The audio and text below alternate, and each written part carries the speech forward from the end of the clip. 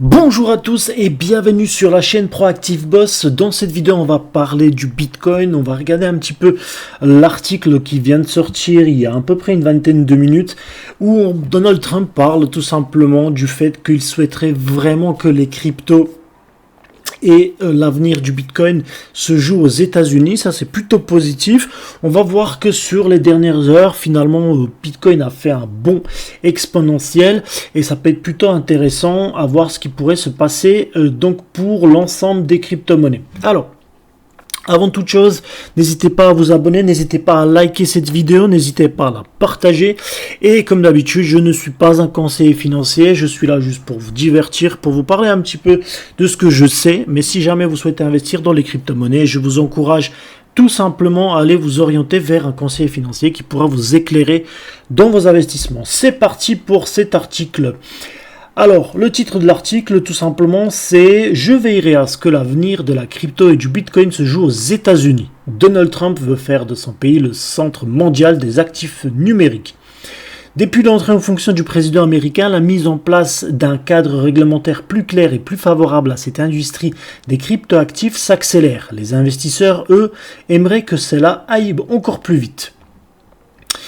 Les États-Unis vont-ils devenir la prochaine capitale mondiale des cryptos? C'est le souhait proclamé du président américain qui semble être prêt à tout pour atteindre son objectif.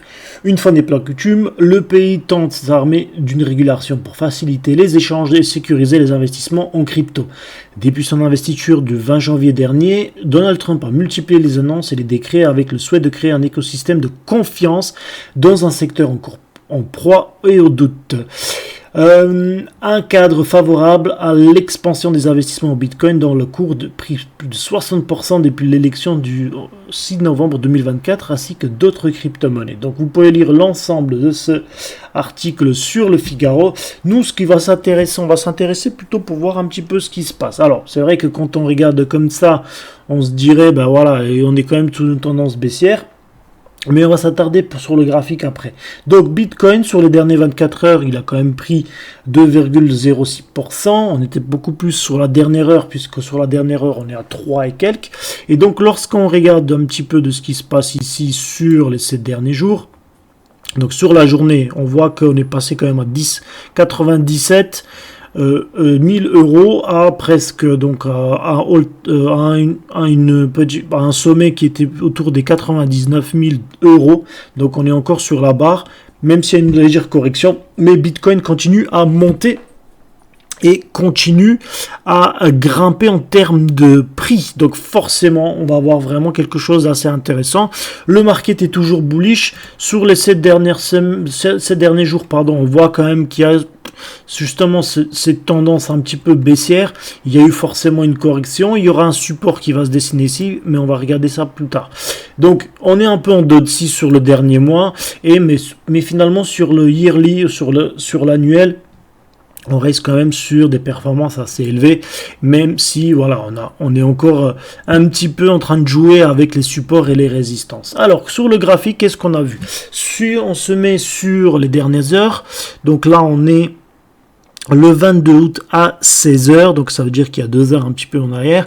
On a vu une poussée phénoménale du prix, donc on est passé de 112, là on est en dollars, à presque 115, et puis après on a une poussée aussi forte, on est arrivé à nouveau jusqu'à 117, presque 118 000 dollars. Donc on a cassé un certain support, une certaine résistance. Quand on regarde aussi, donc on avait une résistance qui se situe à peu près donc autour des 116 000 dollars. Alors ça n'a pas duré longtemps, mais finalement, on a eu une énorme poussée et on va voir ce qui va se passer dans les prochaines heures. Lorsqu'on observe les moyennes mobiles, on voit qu'il y a eu un signal ici vers 15 heures. Donc les moyennes mobiles, la 21, la 9 et la 13 se sont croisées ici. La 21 est passée en dessous. Finalement, on va rester sur l'heure. La 21 elle est passée en dessous et les autres sont passés au-dessus, notamment la 9 qui est le plus élevé, la 13 et puis la 21 qui est encore ici. Donc ça veut dire que là, on a plutôt un signal assez important d'achat. Et donc du coup, bah forcément, il y a eu une augmentation assez importante du prix. Maintenant, si on regarde, si on ramène ça sur la demi-heure, on est plutôt sur la tendance baissière. Et sur les 10 minutes, on voit quand même qu'on essaie de casser justement cette résistance ici, qui est assez costaud. Pour l'instant, il y a les moyennes mobiles, les prix sont encore au-dessus des moyennes mobiles. On n'a pas encore cassé à la baisse. Quand on regarde sur les petites zones, par contre, là, on est vraiment déjà depuis un petit moment. La moyenne mobile 21, elle est passée au-dessus. Donc, si sur le court terme, on va chercher peut-être à jouer un peu plus sur la vente, mais par contre sur le long terme, je pense qu'on pourrait avoir quelque chose d'assez intéressant. Donc on va assister durant cette vidéo à justement peut-être même un changement de tendance, mais quand on regarde bien, il faut vraiment observer ce qui va se passer ici. Donc finalement, il y a une tendance baissière qui s'est dessinée. Donc si je ramène ça par ici, regardez, on a touché la résistance ici, hop, on descend. Vous voyez, hop, on va essayer de bien la dessiner correctement. Vous voyez, là, on avait cette tendance baissière qui s'est redessinée. On a cherché à casser ici, donc à la hausse, hop. Et là, donc là, ce qui va se passer, c'est il faut voir si ça va rebondir ou pas. Donc là, on va dessiner une diagonale qui va aller jusqu'à la résistance. Et en fonction de ce qui se passe ici, finalement, on aura une décision à prendre. Est-ce qu'on va continuer? Donc, il faut observer encore quelques temps, finalement, pour voir ce qui va se passer au niveau des moyennes mobiles. Si la moyenne mobile ici, elle rebondit, vous voyez, si elle rebondit ici et qu'elle cherche à pousser, à casser la 9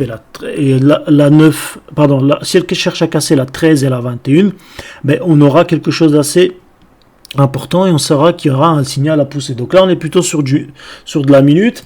Sur les 5 minutes, quand on regarde bien là, forcément, on va voir ce qui pourrait se passer. Est-ce que ça va aller à la baisse ou pas? Les prochaines minutes vont être déterminantes. Donc finalement, on a poussé assez haut sur ces dernières heures. Il y a eu un pullback. Forcément, maintenant, c'est à savoir, est-ce que on va avoir ici, donc est-ce qu'on va casser déjà? Donc on va avoir une première, alors pour moi la première résistance, elle se situe ici, le support résistance finalement. Je vais changer de couleur comme ça vous pouvez bien voir. Donc est-ce que ici on aura une cassure? Ensuite est-ce que ici ça va suivre la tendance et va remonter? Si c'est le cas, si on retombe, en fait le prochain support, pour moi il se situe plus à ces allers-retours là. Donc hop, pour moi le prochain support il est ici. D'accord. Et donc du coup, bah là en fait si ça casse à la baisse, donc forcément il va falloir prendre un take profit plutôt dans cette zone là. Au contraire, bah, si on va aller chercher plus loin, donc si on se met sur la minute, là on regarde ce qui se passe. Et là on voit est-ce que ça va rebondir ou pas. Donc là c'est vraiment les minutes, elles sont assez déterminantes. Donc en fonction de ça, bah, je sais que là je vais peut-être pouvoir même faire, et ça c'est bien aussi parce que je vais pouvoir même dessiner un support intermédiaire qui va se situer par là, ma zone support intermédiaire que je vais mettre en vert. Donc je vais avoir une zone ici, celle-ci va me permettre de savoir, au contraire, est-ce que je vais prendre un take profit ou pas. En fait, je vais avoir vraiment les zones qui vont être bien dessinées et en fonction de ça, je vais pouvoir savoir est-ce que je vais aller plutôt à la hausse ou à la baisse. Là, en fait, je regarde ce qui se passe ici, est-ce qu'il y a un pullback ou pas. Finalement, il y a une volonté, une poussée. Donc, on va regarder ensemble qu'est-ce qui va se passer. Donc, est-ce que la 13 et la 9 vont se croiser? Ou au contraire, en fait, il va falloir attendre un petit peu. Pour l'instant, on voit visiblement qu'il n'y a pas forcément... Donc, sur la minute, on voit vraiment que finalement, les acheteurs, quand on agrandit un petit peu, donc ça, c'est vraiment la phase qui est déterminante.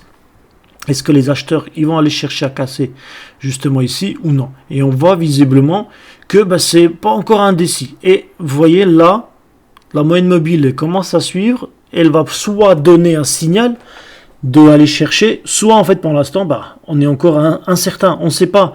Ça résiste vraiment au niveau de cette support résistance. On a à la fois une résistance qui est diagonale et on a aussi à la fois une résistance qui est ici horizontale. Et donc en fonction de ça, finalement, on va pouvoir prendre des décisions. Mais là, on voit que il y a quand même une envie. Alors, mais c'est très difficile. En fait, alors, pourquoi c'est très difficile? Parce que dans cette zone-là, c'est pas évident de trader. On ne sait pas vraiment ce qui pourrait se passer et il faut vraiment attendre le vrai signal fort. Alors, vous pouvez avoir de la chance, vous lancez maintenant et puis, en fait, ça décolle. Ça pourrait suivre vraiment une belle tendance. Donc là, on pourrait même dessiner encore une zone annexe. Donc, je vais vous montrer encore une petite astuce. Là, en fait, vous pouvez redessiner une deuxième, voilà, par ici, en parallèle.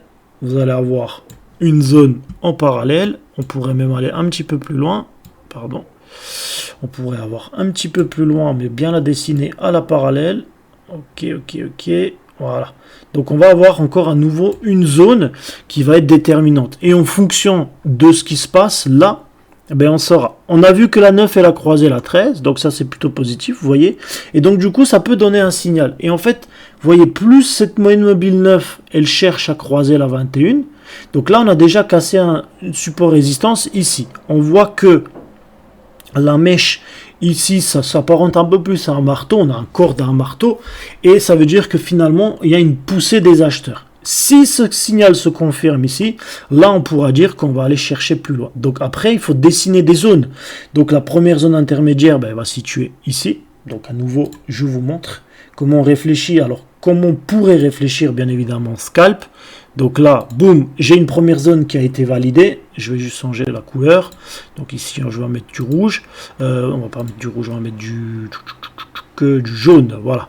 Donc il y a une première zone qui est cassée. Et hop, là, on regarde ce qui se passe sur les minutes. Là, on aura peut-être ou confirmation ou non. Regardez bien. Donc, on a cette zone-là à nouveau.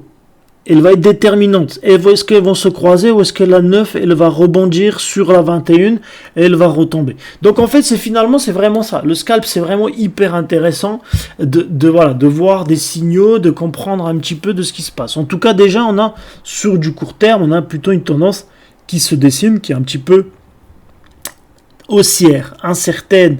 C'est très difficile, mais c'est ça qui est passionnant. Moi, j'adore ça. Et vous voyez là, ça y est, les acheteurs, ils commencent à être beaucoup plus forts. Boum. Ok, la 9, elle a croisé la 21. Maintenant, il nous faut vraiment la dernière confirmation, c'est que la 13, elle confirme la 21.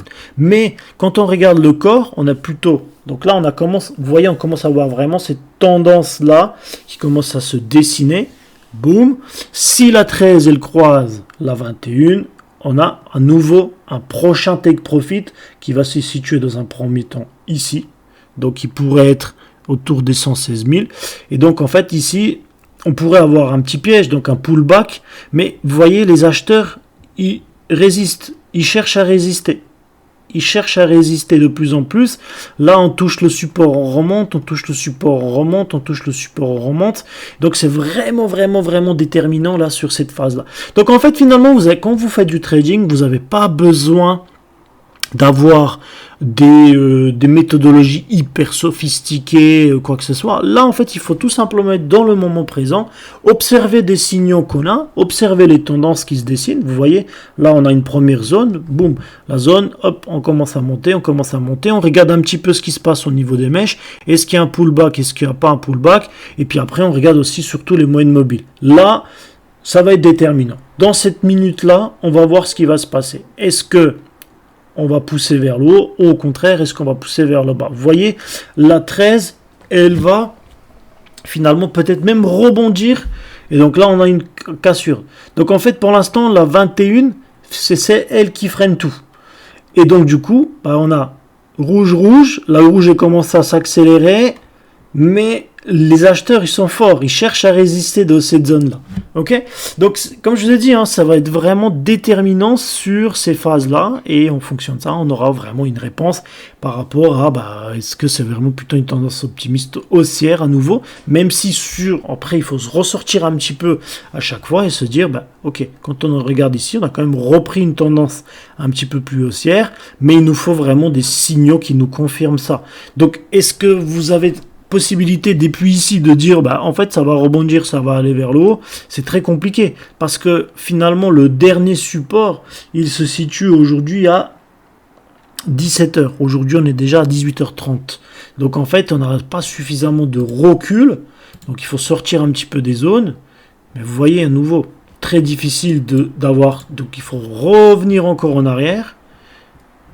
Et on va même aller après, on serait même obligé d'aller sur du daily pour voir où on est exactement et qu'est-ce qu'on aura comme support résistance.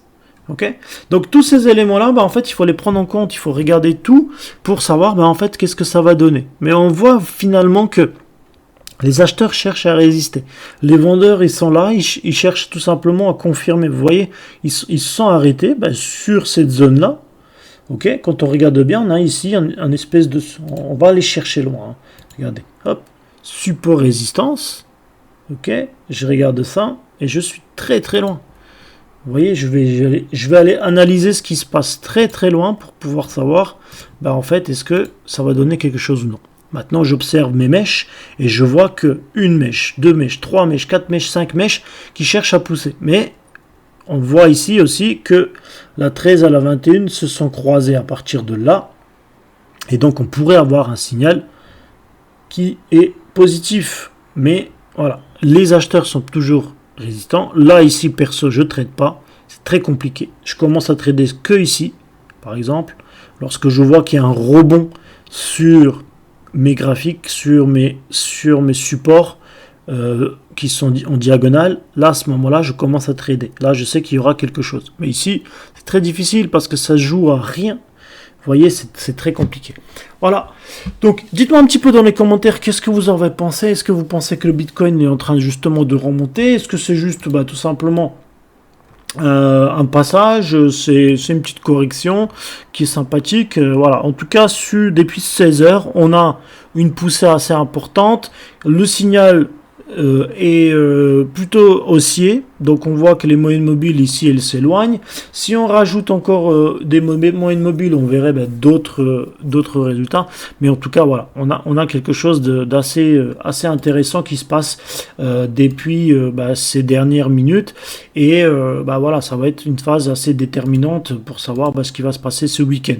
En tout cas, j'espère que ça a été passionnant, j'espère que ça a été un peu éducatif, et dites-moi un peu dans les commentaires qu'est-ce que vous en pensez. En tout cas, ça m'a fait extrêmement plaisir de échanger avec vous. Messieurs, dames, on se voit très bientôt. Bye.